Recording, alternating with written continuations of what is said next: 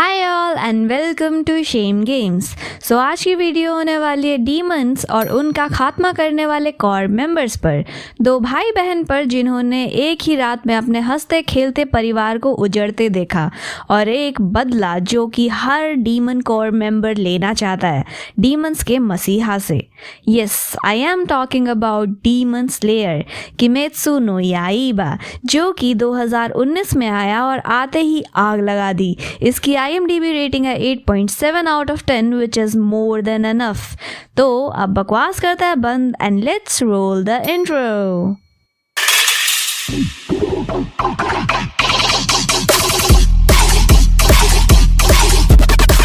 तो कहानी हमारे मुख्य किरदारों तांजीरो और नेजुको कामाडो से शुरू होती है, जो कि भाई बहन होते हैं। जब एक डीमन उनके घर में घुस जाता है और उनका पूरा परिवार खत्म कर देता है, तांजीरो को सिर्फ अपनी बहन नेजुको ही जिंदा मिलती है। पर दुख की बात ये थी कि अब बहुत ज़्यादा देर हो चुकी थी। क्योंकि जो नेजुको थी वो भी अब एक डीमन में बदल गई थी। पर तांजीरो उसे बचाने की कोशिश में लगा होता है कि तभी वहाँ पे टोमियो गियो आ जाता है, जो कि डीमन स्लेयर कोर का एक मेंबर था। ये ग्रुप सालों से आम लोगों की नज़रों से दूर डीमंस का लड़ रही थी और डीमंस से ह्यूमैनिटी को बचाती आ रही थी। गियू इस बात से कंफ्यूज था कि नेजुको एक डीमन होने के बाद भी तांजीरो को प्रोटेक्ट क्यों कर रही थी। तो गियू इन दोनों को माउंट सागिरी भेज देता है ताकि ये दोनों साकांजी उरुकोडाकी के अंडर ट्रेनिंग ले सके। वहाँ पहुंचकर तांजीरो को लिटरली हेलिश ट्रेनिंग करनी पड़ती है। अगले 1.5 साल तक डीमन को स्लेयर्स की ट्रेनिंग करने के बाद उसका अल्टीमेट टेस्ट होता है, जो कि होता है एक बड़े से पत्थर को 2 टुकड़ों में काटना। इंटेंस ट्रेनिंग और 2 पास्ट डीमन स्लेयर्स साबितो और मोकोमो, जो कि उरुकोडाकी के अडॉप्टेड बच्चे थे, उनके गोस्ट, जी हाँ नॉट देम, उनके गोस्ट की हेल्प से वो फाइनली पत्थर को शार्प 2 टुकड़ों में काटने में सक्सेसफुल हो जाता है। अब 2 साल गुजर चुके थे और वक्त आ गया था तांजीरो का फाइनल सिलेक्शन में पार्टिसिपेट करने का।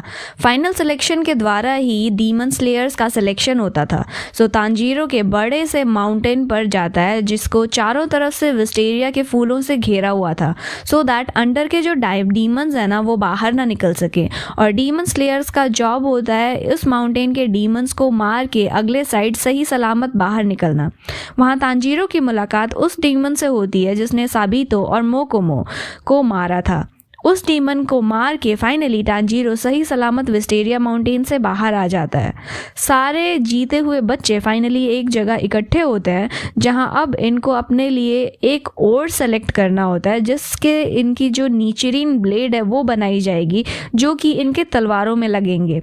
इसके अलावा इनको ऑफिशियल डीमन स्लेयर यूनिफॉर्म्स मिलते हैं और साथ ही एक कासुगाई क्रो, जो इनको वक्त वक्त पर अगले मिशन के बारे में गाइड करते रहता है। अब finally as a demon slayer select होने के बाद तांजीरो उरुकोडाकी के पास वापस आ जाता है एंड उसे पता चलता है कि अब नेजुको भी 2 साल के लंबे स्लीप से जाग चुकी है।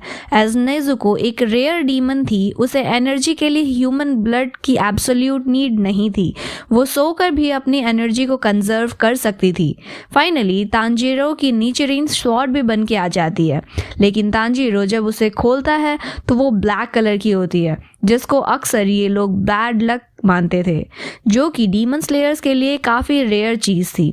इसके साथ ही तांजीरो को अपना फर्स्ट मिशन भी मिल जाता है। वहाँ जाने के लिए उरुकोडाकी तांजीरो को एक बॉक्स दे देता है ताकि तांजीरो नेजुको के साथ ट्रैवल कर सके, क्योंकि अब नेजुको भी डीमन थी और डीमंस जो हैं उनको सनलाइट में आते ही उनकी जो बॉडी है ना वो जल जाती है। पर ये एक स्पेशल बॉक्स था जिसमें नेजुको दिन भर भी आराम कर सकती थी। ऑल्सो नेजुको अपना साइज छोटा बड़ा कर सकती थी, सो वो श्रिंक होकर इस बॉक्स में घुस जाती है। अब इन भाई बहन के फर्स्ट मिशन में इनको एक ऐसे डेमन से लड़ना होता है जो कि यंग औरतों का किडनैप करके उनको खा जाया करता है। तांजीरो और नेजुको मिलकर सक्सेसफुली इस डीमन को ख़त्म कर देते हैं। इसके बाद तांजीरो को उरुकोडाकी की बातें याद आती है। उसने बताया था कि जब डीमंस का प्रोजेनिटर यानी कि इन सब डीमंस का क्रिएटर एक ही है, वो है Muzan Kibutsuji. And it's quite possible कि उसके बाद नेजुको को वापस से ह्यूमन में कन्वर्ट करने का कोई तरीका मौजूद हो।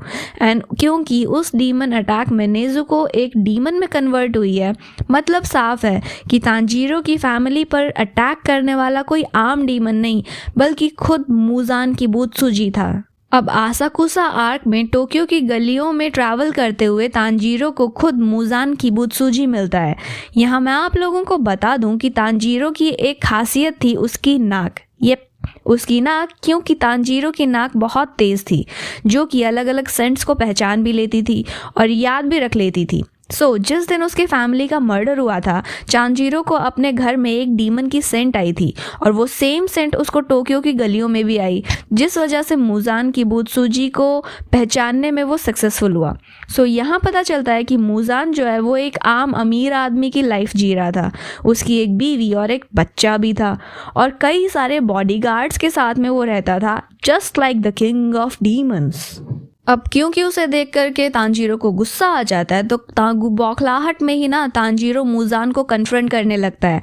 And at the same time we see Tanjiro को देखते ही मुजान को भी कुछ होश आ जाता है और वो मुजान घबराहट में वहीं पास खड़े एक आदमी को डीमन में कन्वर्ट कर देता है और भगदड़ मच जाती है, जिसका फ़ायदा उठा के मुजान किबुत्सुजी वहाँ से भाग जाता है।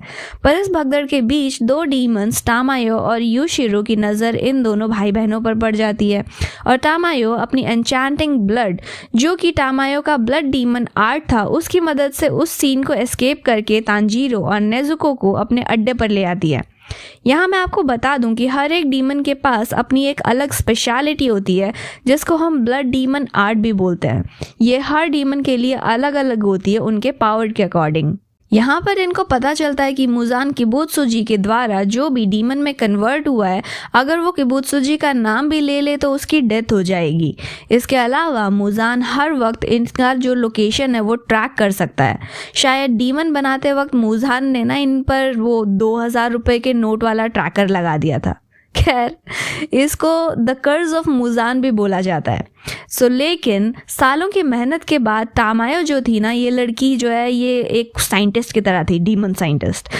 तामायो जो है वो इस कर्ज को ब्रेक करने में सक्सेसफुल हुई थी और इतना ही नहीं बल्कि तामायो ने अपनी 200 साल की रिसर्च के थ्रू एक seriously ill, almost death bed पर पड़े आदमी को डीमन में कन्वर्ट कर दिया था। ऑब्वियसली उस आदमी से पूछ करती वो ऐसा करती है। जब ये सब हो रहा था ना, उसी वक्त दूसरी तरफ मुजान जो है अपने दो डीमंस सुसामारू और याहाबा को नेजुको और तांजीरो के पीछे छोड़ देता है, जस्ट लाइक डॉग्स। ये जितने भी डीमंस थे ना, बेसिकली ये लोग मुजान किबुत्सुजी के काइंड ऑफ डॉग्स थे। ये मुजान के डीमंस और सो कॉल्ड डॉग्स जल्दी ही इन दोनों को खोज भी लेते हैं और तांजीरो एंड नेजुको को इनसे फाइट करनी पड़ती है। इनमें से एक डीमन के पास तामारी बॉल्स थे और दूसरे डीमंस के हथेली पर थे आईज। ये इन दोनों डीमंस के पावर्स थे जिससे ये दोनों बाकियों पर अटैक कर रहे थे। लेकिन तांजीरो ने जो सब उरुकोडाकी से सीखा था और फाइनल सिलेक्शन के टाइम पर सीखे हुए थे उसने जो भी, वो सारे दाव पे चला के इन डीमंस को हरा देता है। इसी बीच हमें पता चलता है कि उरुकोडाकी के स्पेल के अंडर नेजुको अब हर इंसान को अपनी फैमिली मान रही थी और हर डीमन को अपने फैमिली का दुश्मन। इसलिए नेजुको भी हर इंसान को सेव करना चाहती है और हर डीमन को मारना। तामायो और यूशिरो को बाय बोलने के बाद दोनों भाई बहन अपने अगले मिशन पर निकल पड़ते हैं, जहाँ पे इनकी मुलाकात हमारे नींबू से होती है। आई एम टॉकिंग अबाउट जेनित्सु, जो अक्सर मुझे नींबू की याद दिला देता है। लिटरली उसका फेस देखो और नींबू देखो, लुक सेम ना। अब जेनित्सु तांजीरो के ही बैच का पास आउट था, यानी इसने भी तांजीरो के साथ ही फाइनल सिलेक्शन में पार्टिसिपेट किया था और फाइनल सिलेक्शन को पास किया था। खैर, जेनित्सु के पास कोसागाई क्रो की जगह एक स्पैरो होती है छोटी सी, जो उसके रोंदू बिहेवियर से बेचारी खुद परेशान थी। एक छोटी सी जान, वो भी इसके रोंदू बिहेवियर से परेशान। और वो जब तांजीरो को देखती है ना, तो उस पर अपना सारा मतलब वो निकाल देती है कि जेनित्सु कैसा है, क्या करता रहता है। जेनित्सु और तांजीरो के सेम मिशन के लिए बुलाया गया था इस बार। तो जब ये दोनों अपनी मिशन वाली जगह पर पहुंचते हैं, वी सी ये एक मैंशन था in the middle of the forest. इस मैंशन में घुसने पर ये लोग अलग अलग हो जाते हैं। मैंशन के अंदर डरे सहमे बेचारे जेनित्सु की मुलाकात एक लड़के से होती है जिसने एक जंगली सुअर का सर मास्क की तरह अपने सर पे पहना हुआ था। जी हाँ, ये और कोई नहीं बल्कि हमारा god of king of mountains Inosuke Hashibira होता है, जिसके हाथ में 2 अजीब से स्वॉर्ड्स थे। खैर, इनोसुके भी तांजीरो के ही बैच का डीमन स्लेयर था। इसी बीच तांजीरो के सामने डीमन क्योगाई आ जाता है, जो कि पहले मुजान की बुत्सुजी के 12 मून्स में से एक था और अब वापस से अपनी रैंकिंग गेन करना चाहता था। इस डीमन ने अब तक करीब 200 ह्यूमंस मार के खाए थे। क्योगाई की स्पेशलिटी थी अपनी बॉडी से लगे ड्रम्स की हेल्प से उस रूम को उलट पुलट कर देना। इस डीमन से लड़ना तांजीरो के लिए पार्टिकुलरली हार्ड हो रहा था, लेकिन अपने लेग्स की स्ट्रेंथ इंक्रीज करके और अपने ब्रीदिंग पैटर्न को ठीक करके तांजीरो क्योगाई को मारने में सक्सेसफुल हो जाता है। अब उस मेंशन के बाहर वीसी इनोसुके जेनित्सु को पीट रहा था कॉज जेनित्सु नेजुको वाले बॉक्स की हिफाजत कर रहा था, क्योंकि इनोसुके को उसमें एक डीमन के होने का एहसास हो रहा था। जब फाइनली तांजीरो वहां आ जाता है तो वो इनोसुके जो है वो तांजीरो को फाइट करने के लिए चैलेंज देता है, जबकि डीमन स्लेयर वालों का एक दूसरे से लड़ना रूल के खिलाफ था, पर इनोसुके मान ही नहीं रहा था। सो तांजीरो उसके सर पर अपना सर दे मारता है, जिससे इनोसुके बेहोश और साथ ही उसका मास्क भी उतर जाता है और चेहरे के अंदर से पता है क्या निकलता है? एक खूबसूरत औरत। डोंट वरी यार, इनोसुके कोई लड़की नहीं था, पर हाँ, इसकी खूबसूरती किसी लड़की जैसी सुंदर जरूर थी।